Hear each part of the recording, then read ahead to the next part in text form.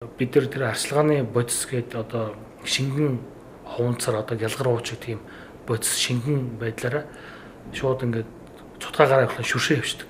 Бид нар одоо өнөөдрийг хүртэл бетоныг цутгасныхаа дараа усалдаг. Одоо нэг 2 цаг байдаг юм уу 24 цагтаа нэг ингээл байнгын услаал ялангуяа бетон зам талбай гэх юм бол онгоцны урд манах тавталгаа дээр сонгосон бод байж байгаа. Эскигээр хучаад дээрээс нь ил сасгаа. Тэгээд ус машинаар ингээд 45 хоног арчилж иж нөгөөдхөө хуулдаг байсан бол бид нар шууд тэр шингэн хуванцар гялгаруучиг материалыг шууд шүршээл.